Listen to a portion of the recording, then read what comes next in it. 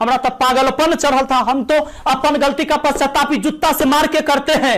आज हम दिखाएंगे तुम्हें तुम्हारी औकात कि स्टूडेंट की लाइफ के साथ खेलना एकदम घातक है, क्योंकि एक बार अगर युवा बिगड़ गया ना तो फिर संभालना मुश्किल है। तलवारों के साए पर इतिहास हमारा बनता है, जिस ओर जवानी चलती है उस ओर जमाना चलता है। आप सबको पता है कि युवाओं के साथ कितना बुरा किया जा रहा है। वो अपनी मन की भड़ास कहां निकाले, उन सबकी मन की भड़ास मैं निकालूंगा। आज हम दिखाएंगे तुम्हें तुम्हारी औकात। मेरे प्यारे दोस्त, आपके साथ धोखा हुआ है। और धोखा क्या कि ये सरकार निकम्मी है, निकम्मी है।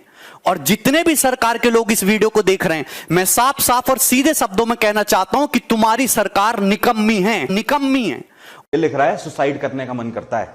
शर्म नहीं आती थोड़ी सी भी? बच्चों की ये हालत हो रखी है कि शर्म आनी चाहिए। आप देखिए, सबसे बड़ा प्रॉब्लम क्या होता है ना कि सरकार की इच्छा शक्ति है या नहीं है। हम आपको 2019 का एग्जांपल देखिए। 2019 में 55 करोड़ लोगों ने वोट दिया। ये छोटा मोटा वोट नहीं था, 55 करोड़ लोगों ने वोट दिया। 1 लाख सेंटर बनाए गए वोटिंग डालने के लिए, विद पूरी सिक्योरिटी के साथ वोट डाला गया। सबका उनका पर्चा दिया गया, आप जाके वहां वोट डालिए। 55 करोड़ लोग का। लेकिन इस 2019 के इलेक्शन से जस्ट 1 महीना पहले मार्च 2019 में एक वैकेंसी निकाली गई। 90,000 रेलवे की वैकेंसी निकाली गई। लोगों को लगा कि यह वैकेंसी उनके भविष्य के लिए, लेकिन भविष्य के लिए नहीं था। यह इसलिए मार्च में निकाला गया था क्योंकि अप्रैल में इलेक्शन थे, और इलेक्शन हो भी गया। 55 करोड़ लोग वोट भी दिए। अप्रैल में इलेक्शन चालू हुआ, मई में रिजल्ट आ गया, प्रधानमंत्री लोग बन गए, लोग सांसद बन के घुस गए, लोग संसद भवन के अंदर दिल्ली एकदम बढ़िया से ऐश से जी रहे हैं।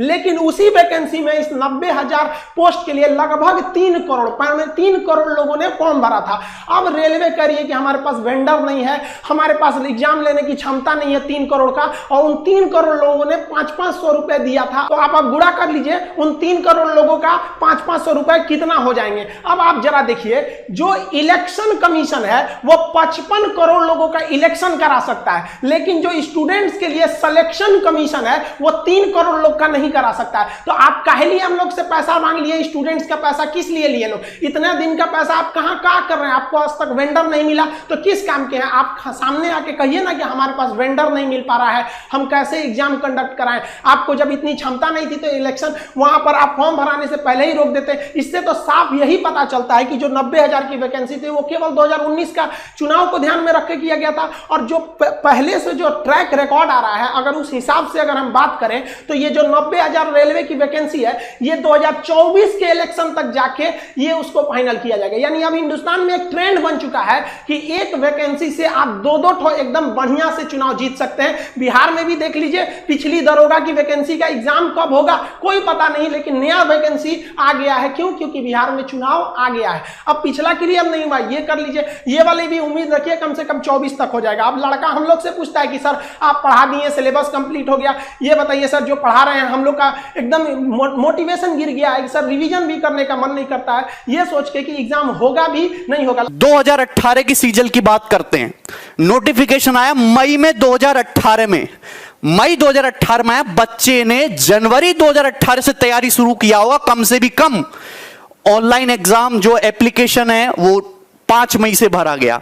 प्रीलिम का पेपर हो गया, मेंस का पेपर हो गया 11 सितंबर 2019 को। बहुत बढ़िया बात है, बच्चे खुश हैं। उसके बाद डिस्क्रिप्टिव का पेपर हो, महिमा सुनिए, 29 दिसंबर को।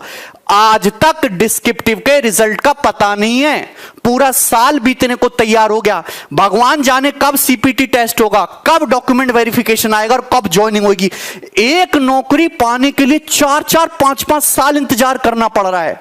आपका एग्जाम का रिजल्ट तो बहुत जल्दी आ जाता है, आपके काम के मुद्दे तो 1 हफ्ते में निमट जाते हैं, और बच्चे यहां पे 4-4, 5-5 साल तक एक नौकरी पाने के लिए जूझ रहे हैं। और वो आंदोलन करते तो पुलिस उन पे लट्ठे बरसाती है, उनको भगा देते वहां से।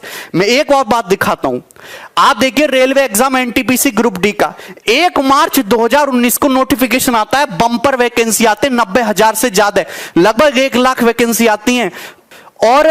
और ये भी पता है ये चुनावी लॉलीपॉप है कि चुनाव से पहले बच्चे दिखाएंगे, बच्चे खुद सब तो रेलवे में नौकरी करेंगे, जिंदगी आसान से गुजरेगी। 2.5 करोड़ से ज्यादा फॉर्म उसमें जाते हैं। 500 रुपए फीस ले लेते हैं एक बच्चे से कि 500 रुपया हमको फीस दे दो और 100 रुपया केवल एग्जाम फीस है, 400 रुपया सब्सिडी की तरह आपके अकाउंट में वापस आ जाएगा। मतलब कुल मिला के अगर 2 साल से एग्जाम नहीं हो पाया, 550 से ज्यादा दिन गुजर चुके हैं, अभी तक वेंडर डिसाइड नहीं कर पाए कि कौन एग्जाम लेगा। अगर तुमको चुनाव के लिए फंड इकट्ठा करना था, चंदा मांग लेते, हर आदमी चंदा दे देता। इतना बड़ा धोखा इस गवर्नमेंट ने किया है ना हम लोगों के साथ, और मीडिया इसको दिखाने के लिए तैयार नहीं है। सुबह से शाम तक एक ही न्यूज दिखाते रहेंगे, दो बातें 24 घंटे में सर्कुलेट करके वही बताते रहेंगे। एक इधर से बताएगा, एक ऊपर से बताएगा, एक नीचे से बताएगा। बोलना कुछ है नहीं इन लोगों को, ठीक है। देखो, ये मैं तुम्हें वैकेंसी का ट्रेंड दिखाता हूं हमारी गवर्नमेंट आने के बाद। आपको दिखाई दे रहा है साफ साफ, एसएससी सीजीएल 2012 में 16,000 वैकेंसी। आप देखिए गिरावट किस तरीके से होती है। 13 में 16,114, 2014 में आते ही 15,000, 2015 में 8500, 16 में 10,000, 17 में 8,000, 11,000 और ये 8,000। मतलब वैकेंसी आधी हो गई और एग्जाम क्लियर करने का समय दुगना हो गया। आईबीपीएस पीओ की वैकेंसी देखो, 2013 से लेकर 2020 तक, अरे 21,000 वैकेंसी से 1200 वैकेंसी तक गिर गए तुम। और लोग कहते हैं वाह मोदी जी वाह। हम नौकरी की बात करते हैं तो कुछ लोग कहते हैं, गवर्नमेंट के सपोर्टर कहते हैं, इस साल नौकरी मांग रहा है, ये एंटी नेशनल है, अर्बन नक्सल, इससे हिंदू खतरे में, इसको जेल में डालो। भैया हम नौकरी मांग रहे, जो भी मुद्दे हैं आप करते रहो साइड बाय साइड, हम एंटी नेशनल नहीं है। राजद्रोह और देशद्रोह में बहुत फर्क होता है मेरे भाई। हमको नौकरी चाहिए। बोलने के लिए मेरे पास अपने देश की स्थिति पे कभी कभी रोना आता है कि हमारा देश कौन से गड्ढे में जाता जा रहा है, दिन पे दिन गड्ढे में घुसता जा रहा है और मीडिया उस पर बोलने को तैयार नहीं है। तुम हैं, कोरोना तो सभी के साथ हुआ है और दूसरे देशों में भी आर्थिक स्थिति खराब हुई है, पर वो तो भर जाएंगे। लेकिन इतना मुझे विश्वास है कि हमारी गवर्नमेंट हमको कोरोना से नहीं उभार पाएगी कभी भी। 2,35,000 करोड़ का तो लोन लेने वाले राज्य, जिससे कि जो लोग ऑलरेडी सरकारी नौकरी में हैं, जो काम चल रहे सरकारी, वो चलते रहें स्मूथली। चलते हुए काम को कंटिन्यूअस रखने के लिए इतना बड़ा लोन लेना पड़ रहा है। और तुम ये बताओ कि सरकार इतनी बेकार हो चुकी है कि वो कैसे नए लोगों को रिक्रूट करेगी और कैसे उन पे इन्वेस्ट करेगी, कैसे उनको ट्रेनिंग करा के उनको काबिल बना के तब तनख्वाह देगी। उसमें तो सरकार का इन्वेस्टमेंट जाएगा। आप जेईई नीट का पेपर तो बड़ा अच्छा करा ले रहे हो हैं, क्योंकि उससे गवर्नमेंट को प्रॉफिट होता है। जिनमें सरकार को पैसा देना पड़ रहा है, नौकरी देना पड़ रही है, वो 3-3, 4-4, 5-5 साल तक अटके पड़े। 3 साल तो मिनिमम टाइम है। 7-8, 8-8 साल से लोगों की नौकरियां अटकी पड़ी हैं। किसान हमारा परेशान है, छोटा जो बिजनेसमैन है, जो छोटा व्यापारी है वो परेशान है, स्टूडेंट परेशान है, टीचर परेशान है, सब परेशान है। मौज में बड़े बड़े बिजनेसमैन, बड़े बड़े लोग, अडानी अंबानी जैसे, वो मौज ले रहे हैं। नेता सांसद मौज ले रहे हैं। ले जाओ। अभी यमराज जब तुमको पकौड़े तलेगा ना तुम्हारे नरक में, जब तुम्हें पता चलेगा, देखना बढ़िया कढ़ाई बनवाई होगी तुमको तलने के लिए। इस वीडियो को मैं यही छोड़ रहा हूं। इच्छा आपकी है। एक साथ अगर 1 करोड़ लोग विद्रोह करेंगे ना, डेली ट्विटर पे आग लग जाएगी, गवर्नमेंट को सुनना ही पड़ेगा। वैकेंसी पे बच गया, इतना भयानक तो भाई जब कहीं पे भी नहीं हुआ। ये तो हमको लगता है कि ये सब जो आप देख रहे हैं, एसएससी हो गया, रेलवे हो गया, आईबीपीएस, ये सब कोरोना से भी ज्यादा खतरनाक है। सब ये स्टूडेंट्स के लिए कैंसर बन गए। इन सबको चेंज करना पड़ेगा। यहाँ पर सीईटी लिया दो, क्या मतलब बनता है सीईटी ले आओ, लड़कों को पीटी में पास करा के फिर मेंस में लड़ाओ। वहां पर ये लोग किसी काम के नहीं। इन लोग में एकदम रिफॉर्म की जरूरत है। जब तक इन लोग की नौकरी पे सवाल नहीं आएगा, सीधी गवर्नमेंट को रूल बनाइए, भाई साहब जितना दिन तक एग्जाम लेट होगा उतने दिन तक इनकी सैलरी रोक लो। या फिर आप सैलरी, इन लोग को पता है हमारी सैलरी थोड़ी ना रुकने वाली है। एग्जाम 5 साल जाए या 10 साल जाए या नहीं हो, कैंसिल हो जाए, कोई मतलब नहीं बनने वाला है। इन लोग को किसी चीज से मतलब नहीं है। इसी बीच में इन लोग को आप कुछ पूछिए इन लोग को, तो अभी कोरोना चल रहा है भाई साहब। कोरोना के बीच में क्या, कोरोना के बीच में सारा काम रुक गया? कोरोना के बीच में बड़े बड़े पॉलिटिशियन वाले काम हो गए सब। यहाँ पे लड़के देखिए ये प्रोटेस्ट पे प्रोटेस्ट कर रहे हैं जेई वाले, नीट वाले की भाई साहब हम लोग को क्यों जान लेना चाह रहे हैं, आप कोरोना के बाद एग्जाम ले लीजिएगा। नहीं, कोरोना के बीच में ही लेंगे, कोरोना तो चलता रहेगा। तो भाई साहब आप रिजल्ट भी दे दीजिए ना, कोरोना चलता रहेगा। इसमें इन लोग की सबको कोरोना दिखता है, जब रिजल्ट की बारी आ जाती है तब। हमारी मीडिया का तो पूछिए मत भाई, इन लोग का लेवल ही अलग है, ये नेक्स्ट लेवल पे है। अभी क्या चल रहा है, सुशांत सिंह का मैटर छोड़िए, देखिए आप देखिए सुशांत सिंह के साथ सबकी भावनाएं जुड़ी हैं, सब चाहते हैं उन्हें इंसाफ मिले, और मिलेगा क्यों नहीं जब सीबीआई लग गई है। लेकिन अब मीडिया को वेट करना चाहिए भाई साहब, सीबीआई का रिजल्ट आ जाने दो, अपने पता चल जाएगा। चुनाव हुआ उसके एक हफ्ता बाद एग्जिट पोल दिखाते हैं सब, यहाँ सीबीआई घुस गई है, सीबीआई से ज्यादा इन लोग की इंक्वायरी चल रही है, रिया चक्रवर्ती क्या की, महेश भट्ट क्या किए, कौन क्या किया, अरे भाई साहब इनके पीछे पड़ा है सब। अरे भाई क्या मतलब बनता है, मीडिया को सजा देना है, सीबीआई को जो मिलेगा सजा देगा। अभी ये न्यूज खत्म होगा तो भाभी जी अभी प्रेग्नेंट है, इन पे अब चलेगा कि अनुष्का शर्मा जी ने चटनी खाया है, मतलब बच्चा को छोटा विराट को मन कर रहा है चटनी खाने का, आज चाउमीन खाएंगी, यही सब चलेगा। देखिएगा कम से कम 3 महीना ये ब्रेकिंग न्यूज बनेगा। लेकिन बच्चा भूख से मर रहा है, स्टूडेंट बाढ़ में परेशान है, उसका कॉपी किताब बाढ़ में दह गया, इससे कोई दिक्कत नहीं है। स्टूडेंट भाड़ में जाए, मजदूर भाड़ में जाए, इससे कोई मतलब नहीं है। रिजल्ट आएंगे सबकी नई टाइम से, इनको मतलब नहीं है। लेकिन ये लोग ब्रेकिंग न्यूज बनाएंगे, ऐसे जो फिल्म इंडस्ट्री होता है, लेकिन जो विद्यार्थी है, जो इस देश का आगे का भविष्य, उनसे कोई मतलब नहीं है इन लोग को। देखिए युवाओं में जो एक गुस्सा था, वो गुस्सा धीरे धीरे एक बारूद बन गया, अचानक फूटा। वो कभी भी नरेंद्र मोदी जी को उम्मीद नहीं थी कि ये रिकॉर्ड बनाएंगे 3.5 लाख डिसलाइक का। हम लोग ये कल्पना नहीं किए थे कि इन्हें कमेंट ऑफ करना पड़ेगा। हालांकि मोदी जी के अक्सर वीडियोज में कमेंट ऑफ रहते हैं, ये मुद्दा नहीं है, लेकिन एक प्रधानमंत्री के वीडियो पे 3.5 लाख डिसलाइक चले जाना, और मतलब लाइक से 10 गुना डिसलाइक जाना, ये क्या मतलब बना रहे हैं आप? सड़क मूवी के ट्रेलर को पीछे करना चाह रहे हैं। अब समझ में आ रहा है आप लोग को, टाइम रहते सुधर जाना चाहिए किसी को भी, वरना अंग्रेजों ने भी यही गलती किया था। उन्होंने कहा था कि ये लाठी लेने वाला गांधी क्या करेगा, ये भगत सिंह क्या करेगा, खुदीराम बोस क्या करेंगे, क्या करेंगे लोग, पता चल गया क्या कर लेंगे। तो स्टूडेंट को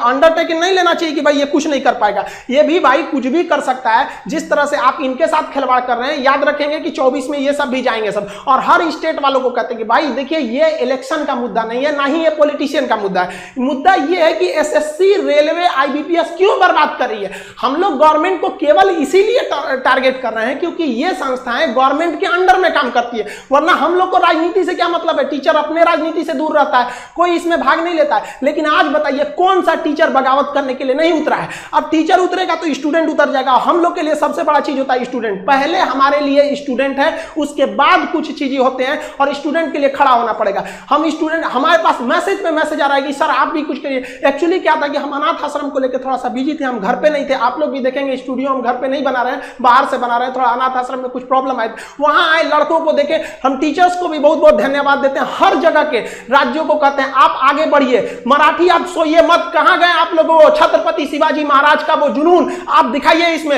राजस्थान के राजपूतों उठो, याद करो अपना इतिहास, एक बार फिर क्रांति की जरूरत होती है। हरियाणा के जाटों को कहते हैं, जिस समय आपको आरक्षण लेना था, पूरी दुनिया देखी कि किस तरह आप लोगों ने सरकार के ऊपर चढ़ के अपनी बात मनवा ली। आज वो वक्त आ गया, आप क्या करेंगे आरक्षण को लेकर, क्या करेंगे रिजर्वेशन लेकर, जब आपके पास वैकेंसी ही नहीं रहेगी।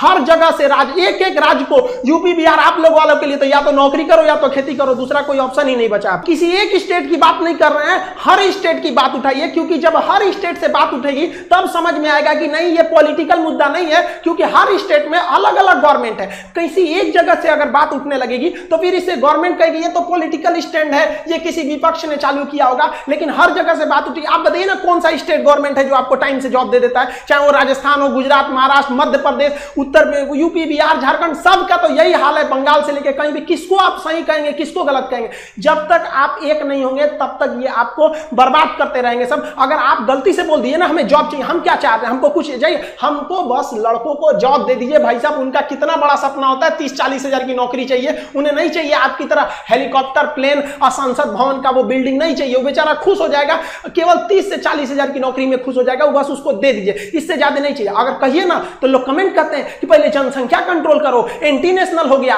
तुम गवर्नमेंट के खिलाफ बोल रहा है। अरे भाई हम क्या खिलाफ बोल रहे रहे हैं, गवर्नमेंट ने खुद बोला था 2 करोड़ नौकरी देंगे। 2014 से लेकर 2020 के बीच में अगर आप 6 साल के बीच में देखेंगे तो 12 करोड़ नौकरी देना चाहिए। हमको क्या लगता है, गवर्नमेंट खुद नहीं कह सकती हम 12 करोड़ नौकरी दिए हैं। अगर गवर्नमेंट कहेगी ना अपने पुराना डाटा के हिसाब से कि हमने 2 करोड़ का वादा किया था, अगर केवल ये बात बोल देंगे ना तो इससे भयानक डिसलाइक चला जाएगा। अब हम क्या कहें, भाई साहब जनसंख्या, हम मानते हैं जनसंख्या प्रॉब्लम है, तो गवर्नमेंट को किसने मना किया कि आप जनसंख्या नियंत्रण का कानून मत लाइए? 2 मिनट में 370 हट जाता है। जीएसटी जिसे कांग्रेस परेशान हो जाती है लागू कराते कराते, एक झटके में मोदी जी लागू कर देते हैं। नोटबंदी जैसे चीज पर कोई हाथ लगाना नहीं चाहता है, रातों रात नोट बदल जाता है। लेकिन आपको अगर जनसंख्या प्रॉब्लम है, रातों रात नियम लगाइए कि 2 से ज्यादा नहीं हो सकते। जनसंख्या जो प्रॉब्लम है वो है, लेकिन जो आज बच्चा पैदा हो रहा है वो 20 साल बाद नौकरी मांगेगा। लेकिन उनका क्या हो गया, जिनका डेट ऑफ बर्थ 1995 2000 के बीच में रहता है, ये लोग अभी जॉब मांग रहे हैं। इनकी समस्या नहीं है। हाँ, वो भी जरूरी है, ये भी जरूरी है। कौन रोका है आपको? आप दोनों कीजिए, हम लोग आपके साथ हैं, कोई ना आपका विरोध करता है। आज तक आप इतिहास उठा के देखिए, किसी भी टीचर का आप वीडियो उठा के देखिए, उसके प्लेलिस्ट में जाइए, 2 साल 3 साल पुराना वीडियो देखिए, वो कभी नहीं कहेगा कि गवर्नमेंट खराब है। वो पढ़ाई से रिलेटेड बात करेगा, जहां आप अच्छे हैं अच्छा कहेगा, जहां आपकी नीतियां गलत है गलत कहेगा। चाहे किसी भी टीचर का देखिए, टीचर कभी राजनीति नहीं करता, लेकिन आज मजबूर कर दिया गया, मजबूर किया गया कि आप खड़े होइए। और शुक्र मनाइए सरकार की अभी कोरोना है, वरना लड़के सड़क पे नहीं उतरे हैं। वरना अगर ऐसा ही हाल रहा ना तो हम गारंटी देते हैं कि लड़के सड़क पे उतर जाएंगे, और नहीं उतरे ना तो हम लोग उतार देंगे। यहां पे हम गारंटी, कसम खाते हैं भारत मां की, अगर नहीं सुधरा ना तो लड़कों को उतार दिया जाएगा सड़क पर। फिर दिल्ली में जगह नहीं बचेगी लड़कों को बैठाने के लिए। दिल्ली का क्षेत्रफल उतना नहीं है जितना भारत के युवाओं हैं, उतना भर जाएंगे ना, फिर जगह नहीं बचेगी। फिर एक क्रांति आ जाएगी यहां पर, जिसे इतिहास में लिखा जाएगा कि एक ऐसी क्रांति थी जो भारत के युवाओं ने अपने भविष्य के लिए लिखा था। मत खेलिए, मत ललकारिए युवाओं को, वरना ये एक दिन युवा उत्पाद ये इसका सर घुमा ना तो ये अपनी हद नहीं देखता है, दुश्मन का सरहद पार कर देता है। यहां पर इसको प्लीज हम हाथ जोड़ के कहते हैं, इसको जल्दी से जल्दी निपटारा कीजिए। ऐसे समझ, ये एकदम ज्वलंत मुद्दा है, लड़का कहां जाएगा? और कोरोना के बीच में तो सबके मन में एक भावना पैदा कर दिया है कि कोरोना जैसे आपातकाल में एक घर में एक सरकारी नौकरी का होना जरूरी था, इसलिए लड़का तैयारी कर रहा है कि प्राइवेट वालों का जॉब चला गया, जिनकी सरकारी थी कम से कम कुछ तो मिल रहा था वहां पर। आप खिलवाड़ किए जा रहे हैं, एसएससी रेलवे, ये क्या है? लोग पहले दिल लगाने से बर्बाद होते थे, आज एसएससी का फॉर्म भरने से बर्बाद होते हैं। गवर्नमेंट किस तरह से सोई है आप सोचिए। लड़कों का रूम रेंट, बेचारे जो दिल्ली में, कोटा में, पटना में, लखनऊ, इलाहाबाद, जहां जहां पढ़ रहे थे, बेचारों का 30-30 हजार रुपया रेंट हो गया है।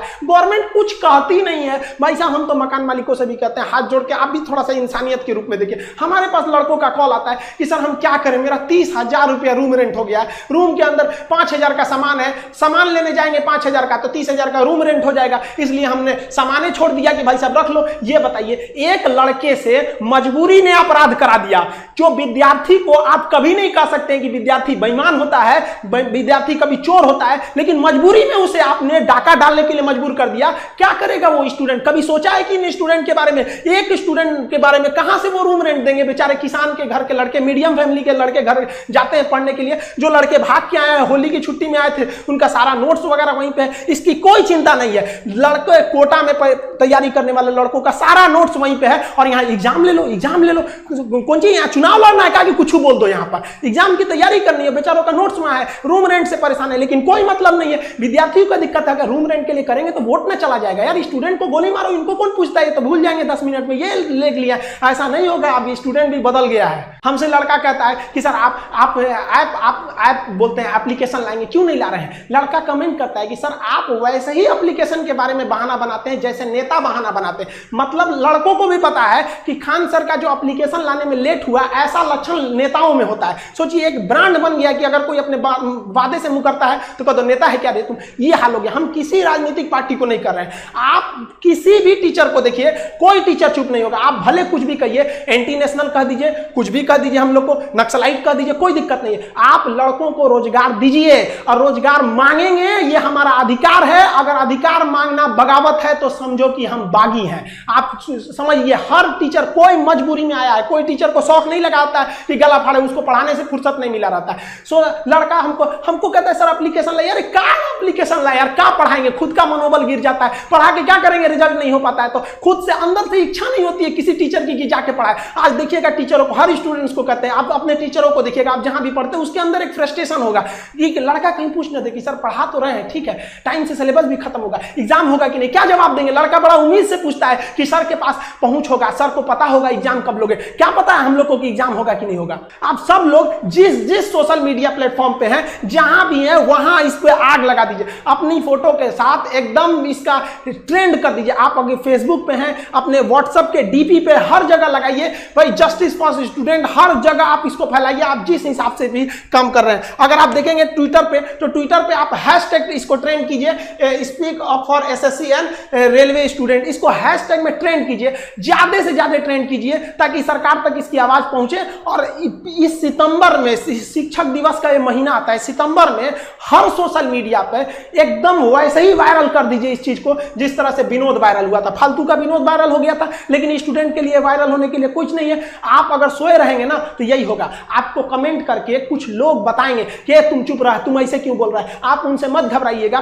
क्योंकि एक व्यक्ति 20 जगह कमेंट कर सकता है, लेकिन एक व्यक्ति 20 जगह लाइक या डिसलाइक नहीं कर सकता है। तो आपका मनोबल तोड़ने के लिए कुछ लोग कहेंगे कि तुम बहुत बड़का कोरोना के बीच में जॉब लेने वाला हुआ है। भाई कोरोना के बीच में हम क्या कर रहे हैं, हमको नया वैकेंसी थोड़ी चाहिए भाई, नया वैकेंसी आप कोरोना बाद निकालिएगा, हम कहां करें। कम से कम जो पुरानी वैकेंसी है उनका रिजल्ट तो दे दीजिए, क्या होगा। अब बिहार में देखिए, यूपी में देखिए, कहीं भी देखिए, बिहार में तो गजब समस्या, पीर पूछला भी दरोगा का क्लियर ही नहीं हुआ, अगला दरोगा आ गया, पता चला जो पिछले बैठा था वो भी अब इसमें भरेगा, पता चला पीछे वाले में रिजल्ट हो गया, इसमें भी रिजल्ट हो गया। तो एक तो फालतू सीट लेके किया। हम अभी थोड़ी देर पहले बैंक में गए थे, वो थोड़ा सा अनाथ आश्रम के लिए पेमेंट वगैरह करना था, तो वहां पे हम गए ना तो पूछे लोग बैंक वाले, खान साहब कुछ वो चल रहा है ट्विटर पे सरकार के खिलाफ। हम कहे हाँ वैकेंसी वाला, तो कह रहे हाँ वो रेलवे वाला क्या, और वो एसएससी वाला, उसका तो हम भी फॉर्म भरे थे। अब सोचो भाई वो लोग भी फॉर्म भर के, हर जगह ये समस्या है, किसी एक व्यक्तिगत समस्या नहीं है, ये स्टूडेंट्स की मांग है। इसे आप राजनीतिक मत समझे, सरकार दे दे, हम लोग सरकार का जिस तरह से विरोध कर रहे हैं उस तरह सरकार का समर्थन करने के लिए भी आ जाएंगे कि हाँ भैया आपने हमारी बात को मान ली थी। स्टूडेंट्स की ओर से हम ये एसएससी, रेलवे, इन सब को एक बात जरूर बताना चाहते हैं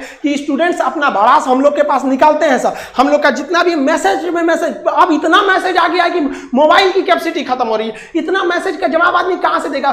सबका एक ही बात है, सर वैकेंसी वैकेंसी वैकेंसी, जो एग्जाम है उनका डेट कब आएगा, नकल कब रुकेगी, इस सब के लिए आप बात उठाइए। वरना कोरोना के बाद जो एक भीड़, एक आग उबल रहा है स्टूडेंट्स के बीच में, उसे रोक नहीं पाएगा कोई। आप ऐसे देखिए कि शिक्षक हिंदुस्तान का, आप छोटा या बड़ा कोई शिक्षक देखिए जो आज बगावत के लिए नहीं खड़ा है। तब ऐसे स्टूडेंट, आप किसी कोई अनपढ़ व्यक्ति अगर ऐसे कर रहा है जिसको कुछ नहीं पता, तो समझ में आता है कि चलो ये किसी के सिखाने में बगावत कर रहा है। कोई शिक्षक ऐसे पागल नहीं हुआ है जो अपना पढ़ाई लिखाई छोड़ के आपको बगावत करेगा। स्टूडेंट से हम कहना चाहते हैं कि आप हम लोग की शक्ति है, आप धीमे मत पड़िएगा। जो भी सोशल मीडिया है, ट्विटर पर हैशटैग ट्रेंड कीजिए ताकि ट्विटर पागल हो जाए। यूट्यूब पर जिस तरह से मोदी जी को समझ में आ गया, ट्विटर पर भी समझ में आ जाए। कहीं ना कहीं हमको तो ये लगता है कि मोदी जी इतने समझदार हैं, ऐसा बेवकूफी क्यों कर रहे हैं। कोई ना कोई है जो बीच में उनको ये सब चीजें पहुंचने नहीं दे रहा है, वरना उनको क्या शौक लगा है किसी को बेरोजगार घुमाने का। और अगर ऐसा है तो भाई बीच वाला जो है उसको देखिए, वरना कौन आदमी दोष किसको देगा। अच्छाई होती है तो उन्हीं को कहेगा, गलत होगा तो उन्हीं को कहेगा। हम लोग भी अपनी आवाज दबने नहीं देंगे।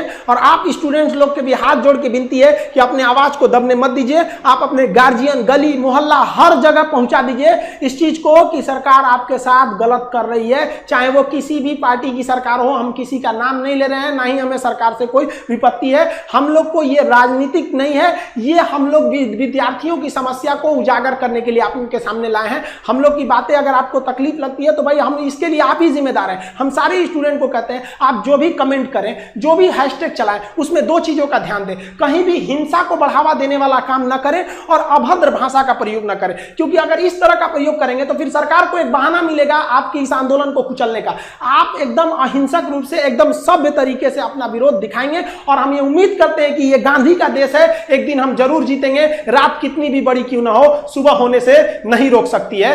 सफलता एक दिन में भले ना मिले, लेकिन एक दिन तो जरूर मिलेगी। और ये विद्यार्थी अपना इतिहास अपनी हाथों से लिखेंगे, ये वादा है। अगर विद्यार्थी एक साथ जुटे तो सरकार को झुकना ही पड़ेगा। रहेंगे कुछ नेता लोग, देखो हमारा कोई पार्टी या पॉलिटिक्स से कोई मतलब नहीं है। जैसा बीजेपी वैसा ही कांग्रेस, वैसा ही आरजेडी, वैसा ही जदयू, सबका हाल वही है। अगर कांग्रेस का हाल बेकार नहीं होता तो बीजेपी नहीं आता, और आरजेडी का बुरा हाल नहीं होता तो जदयू नहीं आता। सबका यही समस्या है। मुझे किसी पार्टी से मतलब नहीं है, लेकिन मुझे अपने आदरणीय प्रधानमंत्री नरेंद्र मोदी जी से मतलब है। ये छात्र ने आपको बनाया है, ये छात्र ने आपको जिताया है, और केवल आपको अपने मन की बात करने के लिए प्रधानमंत्री नहीं बनाया था। कहेंगे कि तुम्हारा क्या जाता है भैया। तो आपको पता है, जब आप देश के खातिर अगर कोई भी चीज युवाओं से आप कहते हैं कि भाई योगदान करो, अभी कोरोना वायरस के समय सब लोगों ने आपका योगदान किया, मैंने भी किया, 1 लाख रुपए डोनेट किया था। मेरा अधिकार बनता है कि मैं आपसे सवाल पूछूं। मीडिया वाले आपसे नहीं पूछेंगे, क्योंकि मीडिया वाले आपके हिसाब से चलते हैं।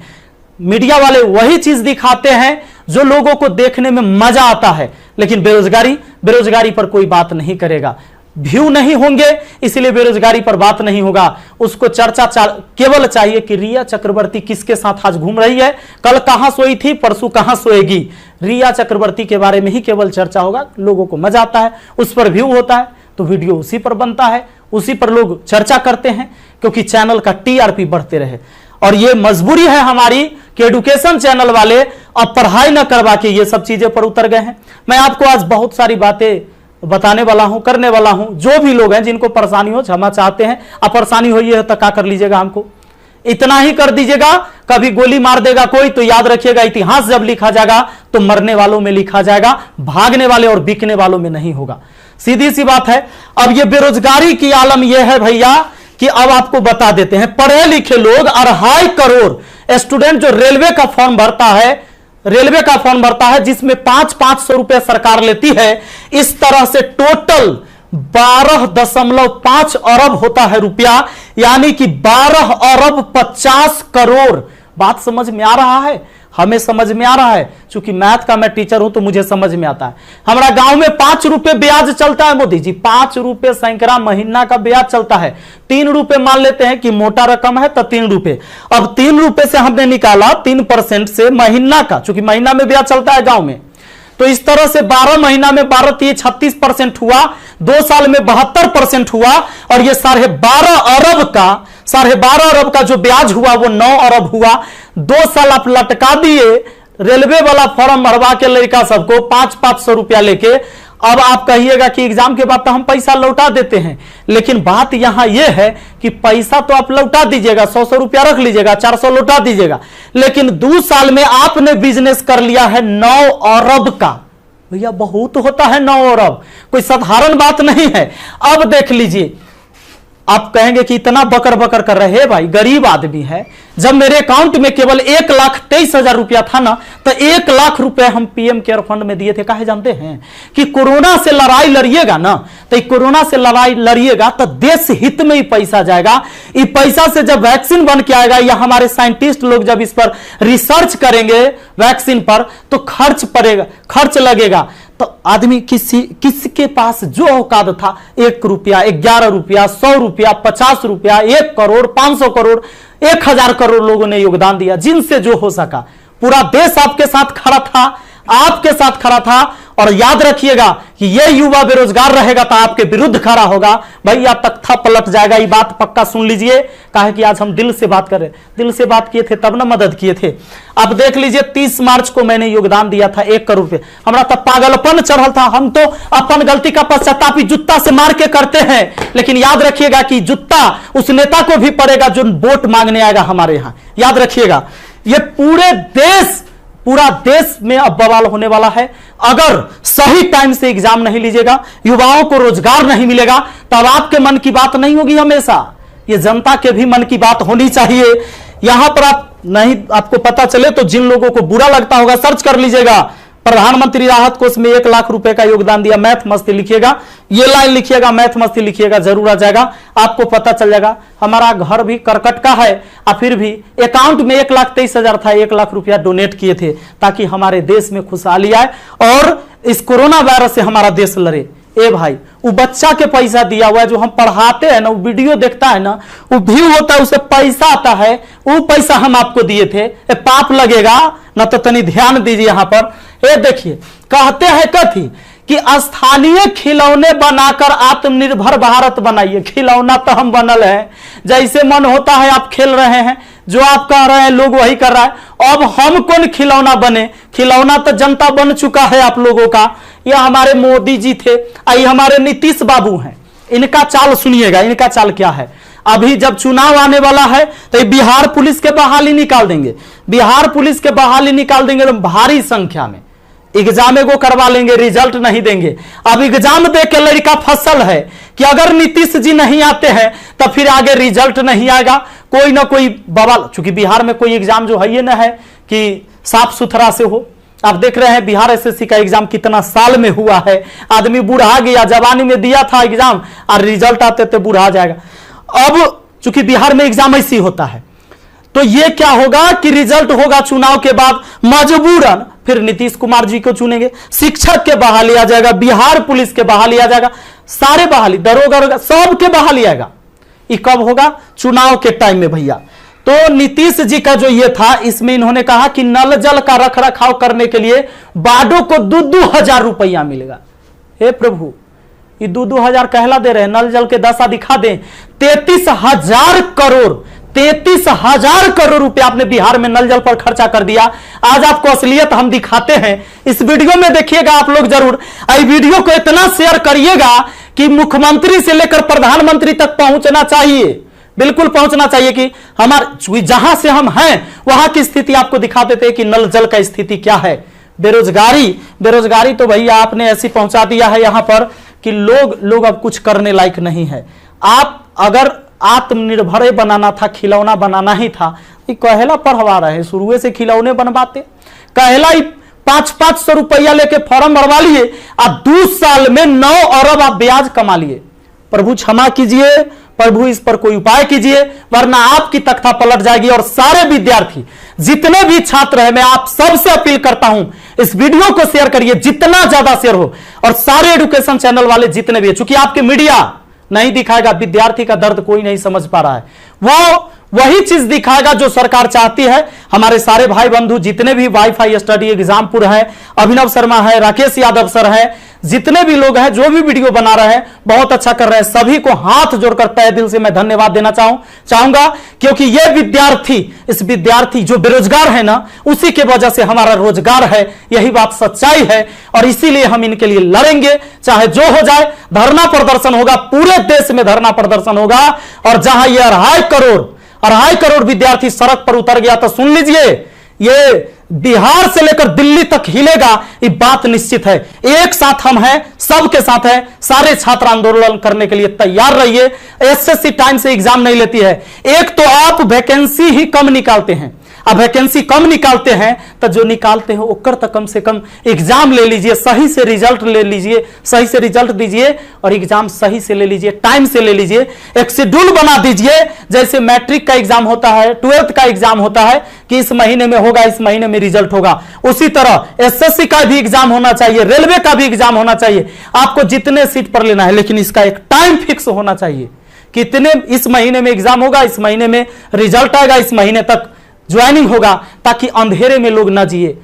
हे प्रभु, ये पाप लगेगा अगर इस युवाओं के साथ गरीब के बच्चा ना जनरल कंपटीशन की तैयारी करता है, आर्मी की तैयारी करता है, गरीब के बच्चा जाता है। कम से कम एकरा साथ इतना अन्याय ना कीजिए। ये पाप का घड़ा भर चुका है, मैंने अपने सर पर जूता मारा है। अगर वोट मांगने मेरे एरिया में आइएगा, हम जूता मारेंगे आप लोग को, ये बात पक्का कह देते हैं। आई वीडियो शेयर होना चाहिए। आप सबको इस बात के लिए मैं कहना चाहूंगा कि आप शेयर करिए, इस वीडियो को पहुंचाइए, जहां तक हो सके इसको पहुंचना चाहिए। और हर व्यक्ति आपसे हाथ जोड़कर विनती है कि हल्ला बोल ये नारा लगाइए और सब लोग पहुंचाइए, सब लोग वीडियो बनाइए, जितने भी एजुकेशन से जुड़े हुए हैं। क्योंकि कोई मीडिया वाला आपको दिखाने वाला ये नहीं है। और बस यही बात कहना चाहेंगे और जल्दी आग के तरह इस वीडियो को फैलाइए। और ज्यादा कुछ नहीं बोलेंगे। बेरोजगारी इतना बढ़ गया है कि आप सब कुछ समझिए।